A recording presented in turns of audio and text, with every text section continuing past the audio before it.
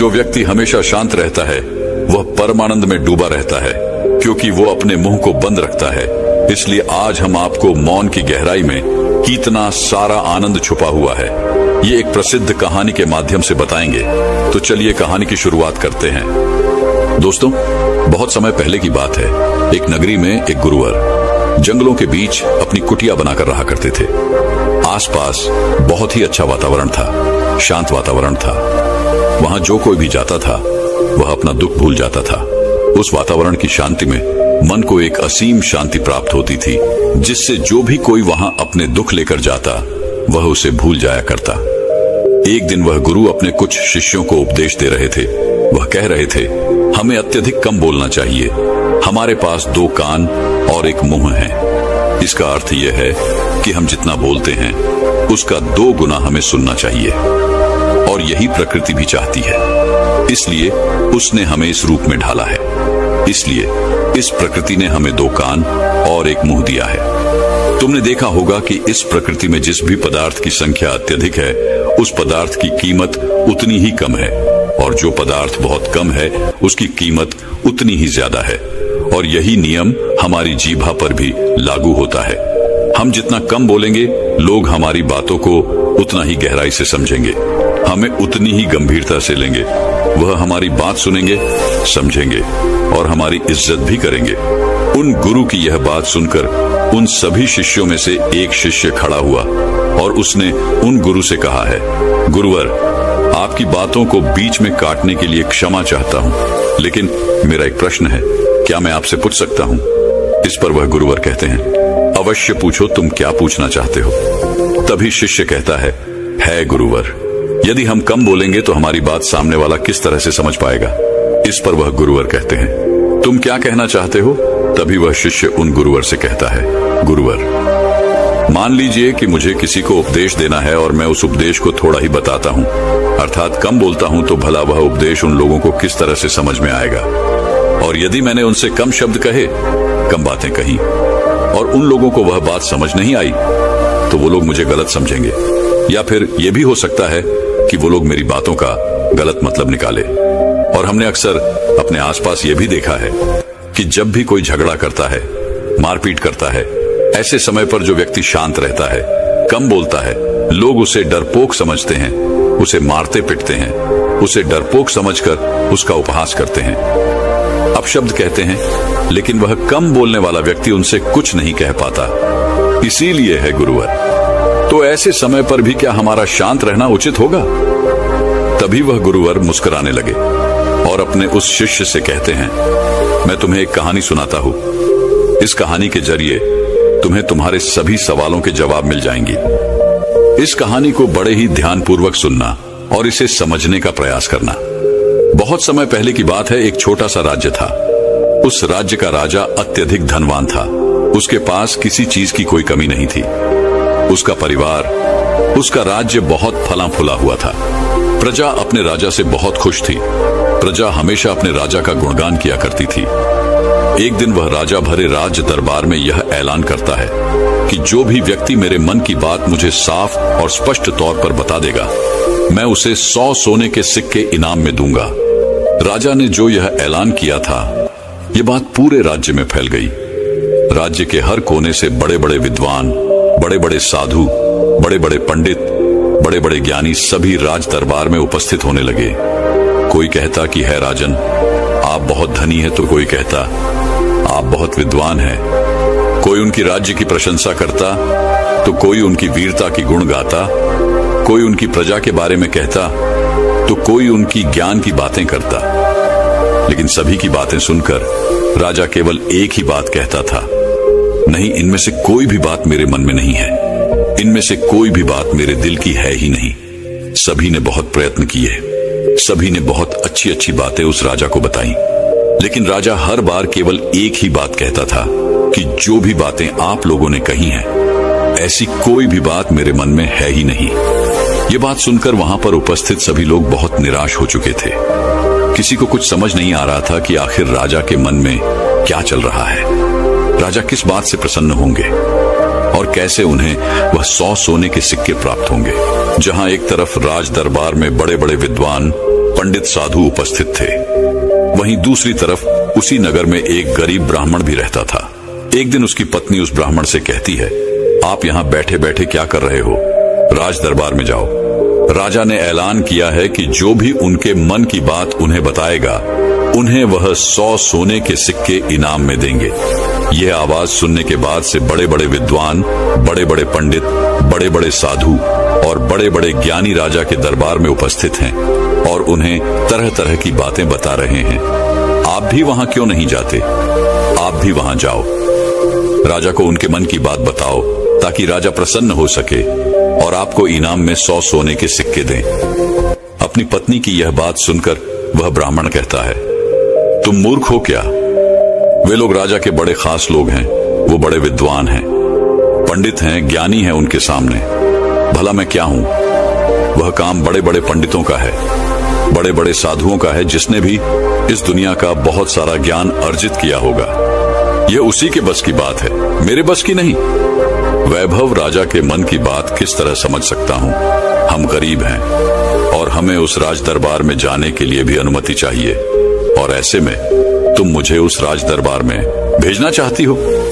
यदि मैंने उनके मन की बात कह भी दी तो वह भला हमें 100 सोने के मोहरे क्यों देंगे? अपने पति की यह बात सुनकर उसकी पत्नी कहती है, ओहो, मुझे कुछ नहीं पता।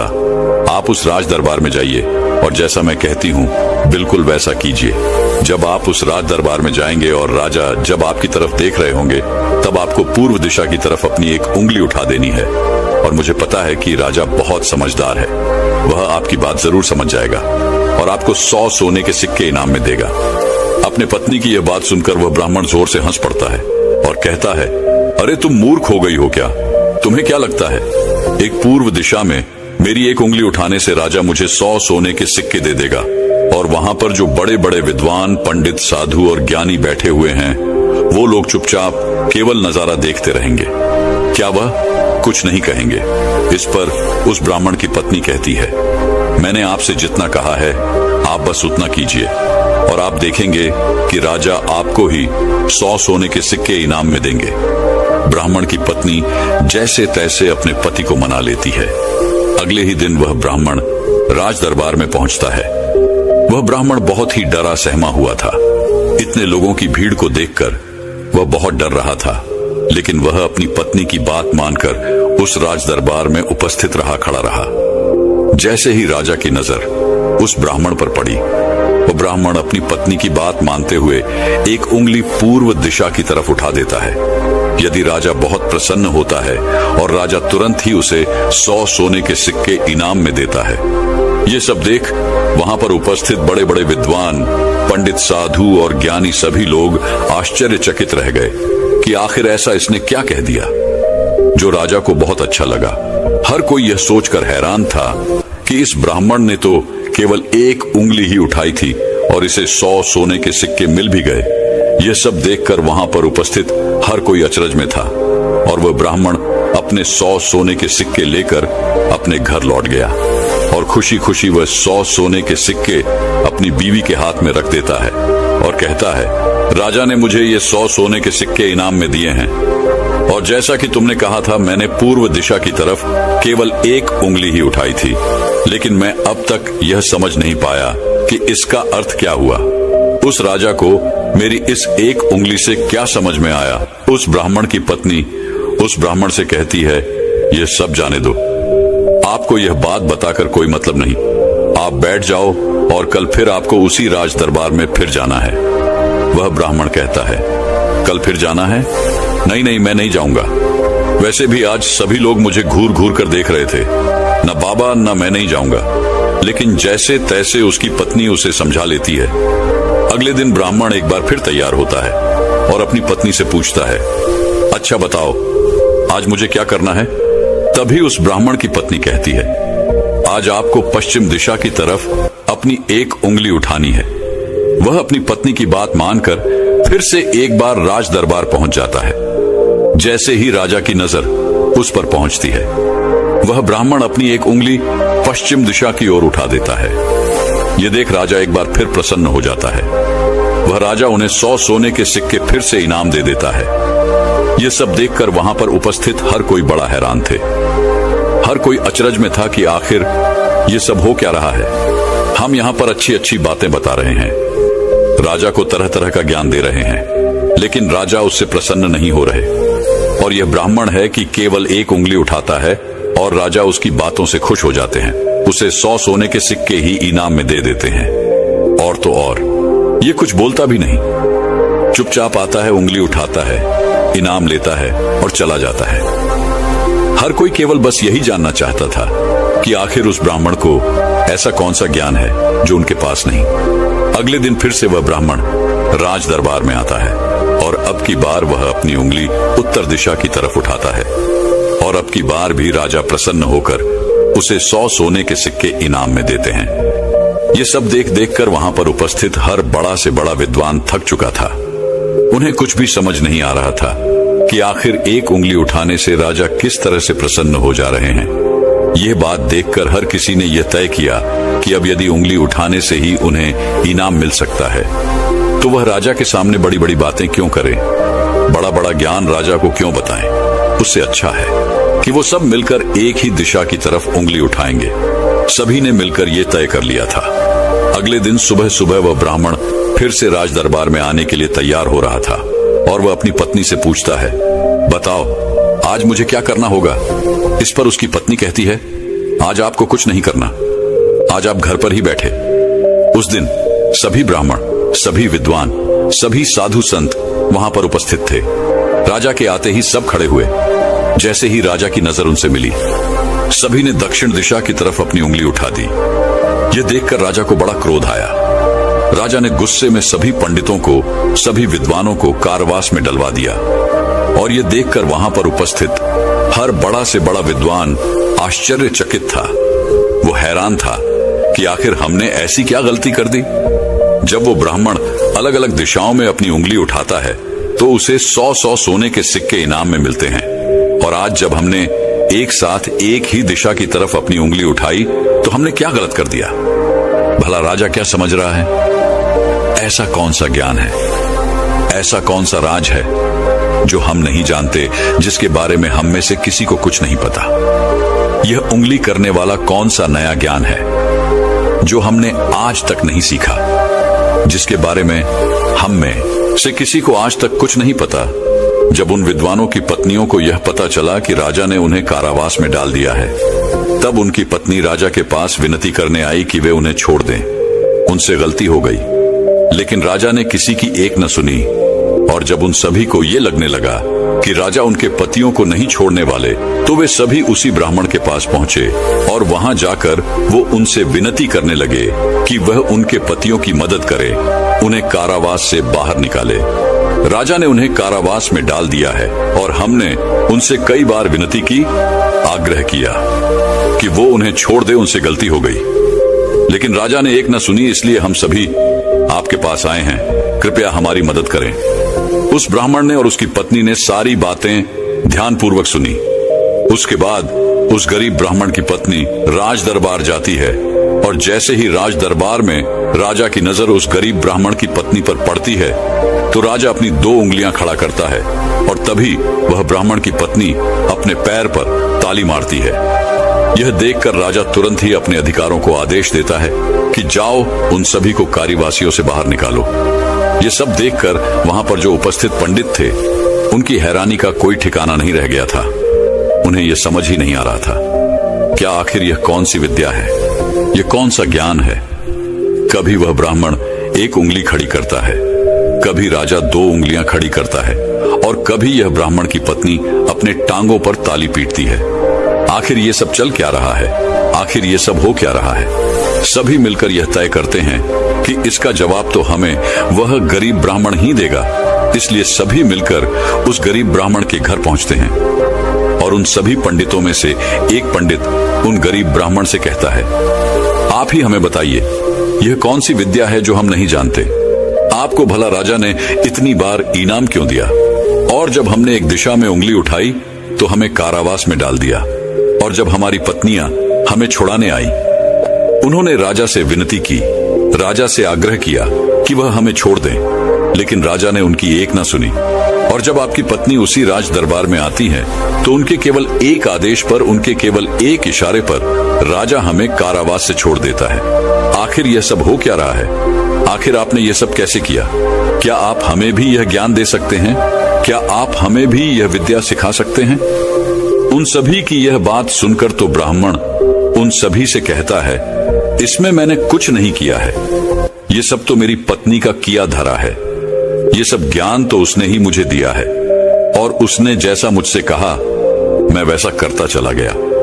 तभी वो ब्राह्मण की पत्नी उन पंडितों से कहती है, मैंने पहले दिन अपने पति को कहा था कि वह पूर्व दिशा की ओर अपनी एक उंगली उठाए और उन्होंने बिल्कुल वैसा ही किया, क्योंकि राजा का पूरा राज्य पूर्व दिशा में फैला हुआ है और पूर्व दिशा में उनका यह राज्य अटल रहे, अटल रहे।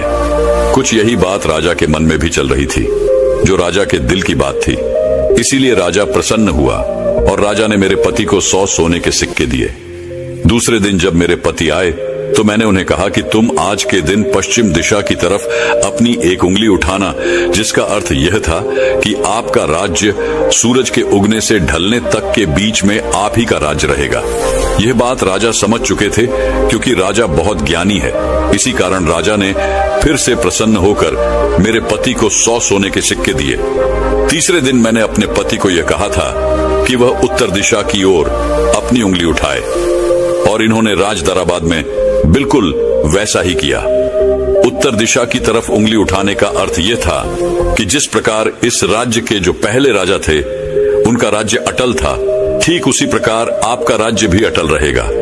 और यह बात भी राजा के मन की ही थी, जिस कारण राजा ने प्रसन्न होकर उन्हें 100 सोने के सिक्के इनाम दिए। लेकिन चौथे दिन जब मेरे पति तैयार होकर राज दरबार के लिए निकल रहे थे, तब मैंने इन्हें मना कर दिया। मैंने इन्हें घर पर ही बिठा दिया, क्योंकि मैं जानती थी अब आगे हमें कोई भी सोने के सिक्के नहीं मिलने वाले। उनके मन की जो भी बातें थी वो हमने पहले ही कर दी थी। लेकिन उसी वक्त आप लोगों की मूर्खता के कारण आप सभी ने दक्षिण दिशा की तरफ उंगली उठा दी और इधर तो राजा रावण का राज्य चला गया।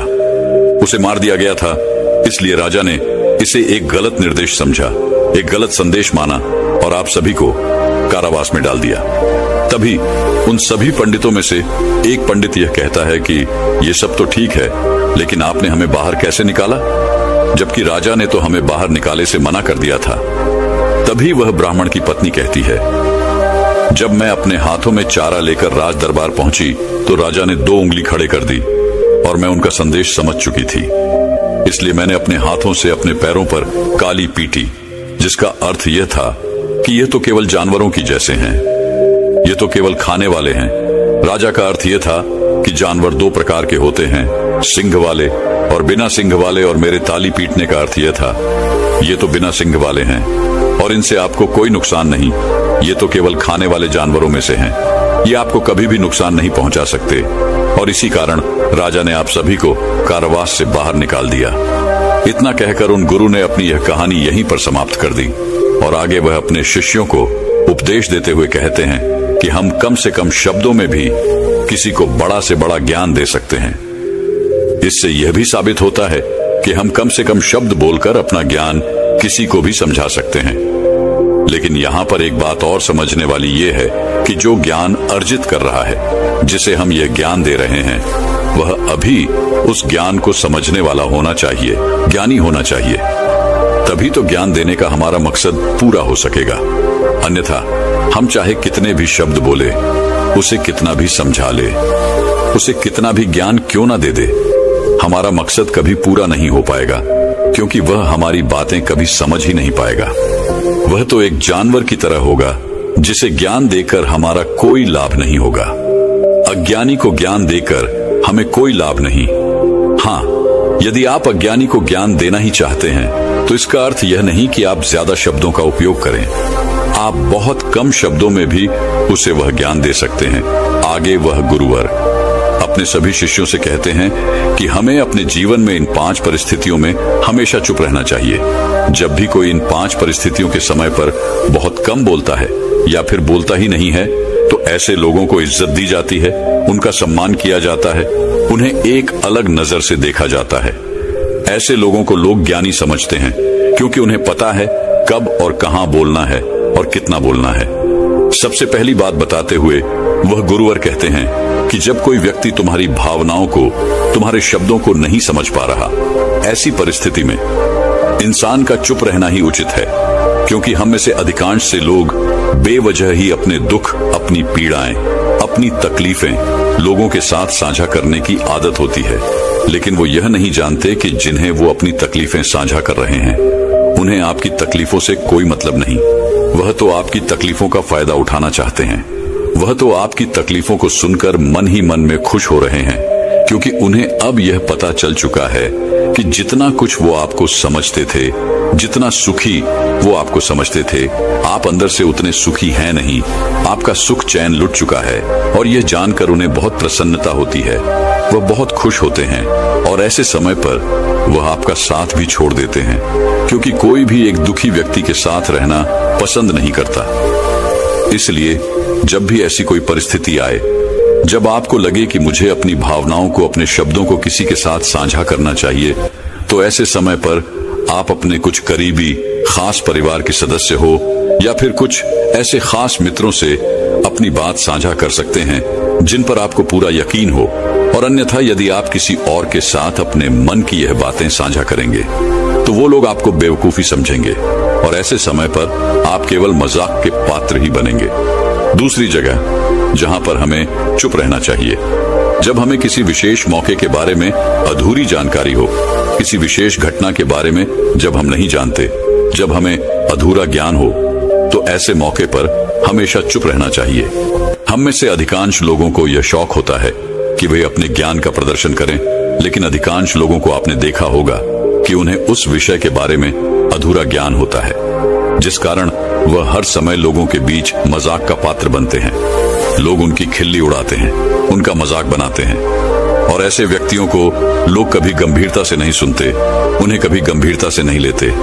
जो भी बातें हमने इधर उधर से सुनी है, जिनका हमें ज्ञान नहीं है, उन बातों को लेकर हमें कभी भी दूसरों को नहीं समझाना चाहिए, ना ही अपनी बातों को दूसरों से मनवाना चाहिए।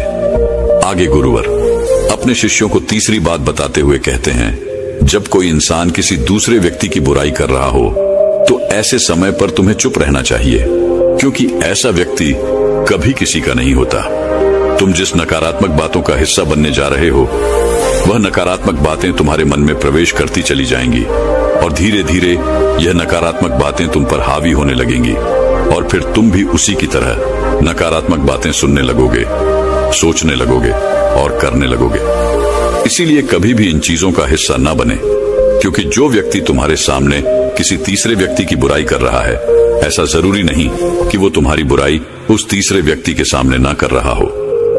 ऐसे व्यक्ति कभी किसी के नहीं होते, वह पीठ पीछे एक दूसरे की बुराई करते ही रहते हैं। इसलिए जब भी कोई व्यक्ति तुम्हारे सामने किसी तीसरे व्यक्ति की बुराई कर रहा हो, तो तुम्हें उसकी बातें केवल ध्यानपूर्वक सुननी है, लेकिन उस पर कोई भी प्रतिक्रिया नहीं देनी।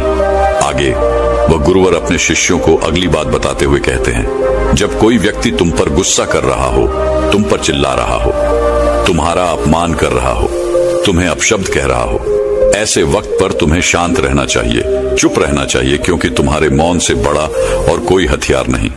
तुम चुप रहकर उसके सभी सवालों का जवाब उसे दे सकते हो, और तो और तुम चुप रहकर उसके गुस्से को शांत करने में उसकी मदद भी कर सकते हो, और ऐसा करने से तुम इस परिस्थिति को और बिगड़ने से बचा सकते हो। और देखना, जब गुस्सा करने वाला व्यक्ति शांत होगा, जब उसका गुस्सा शांत हो जाएगा, तो उसे अपनी गलती का एहसास भी होगा और वह तुमसे माफी भी मांगेगा। इसलिए तुम्हें ऐसे जगहों पर चुप रहना चाहिए, किंतु तुम्हें हर जगह पर चुप भी नहीं रहना चाहिए। जब तुम्हें लगे कि कोई व्यक्ति गलत कर रहा हो, तो उसका विरोध कर शांत मत रखो, क्योंकि यदि तुम ऐसी परिस्थिति में चुप रहोगे तो वह तुम्हें कमजोर समझेगा, तुम्हें डरपोक समझेगा और तुम्हारे इस कमजोरी का फायदा भी उठाएगा। गुस्से का ये जो तरीका है, ये केवल अपनों के साथ ही अच्छा है, जैसे तुम्हारा परिवार, सगे संबंधी, तुम्हारे खास मित्र, लेकिन हर इंसान के सामने तुम्हें ऐसे नहीं रहना। यदि तुम्हारे साथ कोई गलत कर रहा हो, तो इसका जवाब तुम्हें उसे अवश्य देना चाहिए। आगे वह गुरुवर अपने शिष्यों को 5वीं बात बताते हुए कहते हैं कि जब कोई व्यक्ति अपने मन की बात, कोई घटना या कोई दुख भरी बातें तुम्हारे साथ साझा कर रहा हो, तो ऐसी स्थिति में हमें चुप रहकर ध्यानपूर्वक उसकी सारी बातें सुननी चाहिए। आपने तो देखा ही होगा, जब हम अपनी परेशानी किसी के साथ साझा कर रहे होते हैं, उसी वक्त हमारा कोई ऐसा मित्र या फिर कोई ऐसा सगा संबंधी अवश्य होता है जो हमारी बात पूरी करने से पहले हमें समाधान देना शुरू कर देता है। और जब कोई ऐसा करता है तो हमारे मन में क्रोध उत्पन्न होता है। हम उस व्यक्ति से बात तक करना पसंद नहीं करते, जबकि ऐसी परिस्थिति में हमें शांत रहना चाहिए, क्योंकि सामने वाला हमसे यही उम्मीद करता है। हम शांत रहकर उसकी सारी बातें ध्यानपूर्वक सुने, जिससे जब वह अपनी बात पूरी करे तो उसे शांति का अनुभव हो। और जब हम ऐसा करते हैं तो उसके मन में हमारे लिए और भी इज्जत बढ़ जाती है। वह यह जान पाता है कि कोई तो है जो हमारी बातें सुनता है, हमें समझता है, जिससे वह तुम्हारी और भी इज्जत करता है, वह तुम्हारा और भी सम्मान करने लगता है। इसलिए ऐसी परिस्थितियों में हमें चुप रहना चाहिए। इतना कहकर वह गुरुवर आगे कहते हैं कि इन 5 स्थितियों को हमेशा याद रखना, और यहाँ पर इंसान को हमेशा कम ही बोलना चाहिए, क्योंकि इंसान एक दुकान की तरह है और दुकान का ताला है हमारी जीभा। और जब इस ताले से हमारी दुकान खुलती है, अर्थात हमारे अंदर की बातें जब बाहर आती हैं, तभी पता चलता है कि यह इंसान अंदर से कोयले का है या फिर सोने का। इसीलिए कम बोलें, लेकिन अपने शब्दों की कीमत बढ़ा दें। और यह तभी होगा जब आप हर परिस्थितियों में सोच समझकर बोलेंगे, कम बोलेंगे और उचित बोलेंगे। तो चलिए दर्शकों, अब हर व्यक्ति का कर्म कैसे वापस लौट के आता है, इस विषय पर एक अद्भुत अगली कहानी की शुरुआत करते हैं। दोस्तों, कहा जाता है कि कर्म किसी मनुष्य का मोहताज नहीं होता, बल्कि हम मनुष्य कर्मों के मोहताज अवश्य होते हैं, क्योंकि कर्म सर्वोपरि है, सर्वश्रेष्ठ है। और यदि कोई मनुष्य ये सोचता है कि वो कोई कर्म नहीं करता, तो ये उसकी सबसे बड़ी भूल है, क्योंकि बिना कर्म के कोई भी मनुष्य। दोस्तों, उम्मीद करता हूं आपको यह वीडियो बहुत ही ज़्यादा पसंद आई होगी। तो हमारे चैनल को सब्सक्राइब ज़रूर कर लेना, क्योंकि इससे हमारा हौसला बढ़ता है और हम आशा लेते हैं कि आपको और ज़्यादा मोटिवेशन देंगे और ज़्यादा आपकी हेल्प करेंगे। तो हमारे चैनल को सब्सक्राइब ज़रूर कर लेना और ज्वाइन ज़रूर कर लेना। धन्यवाद।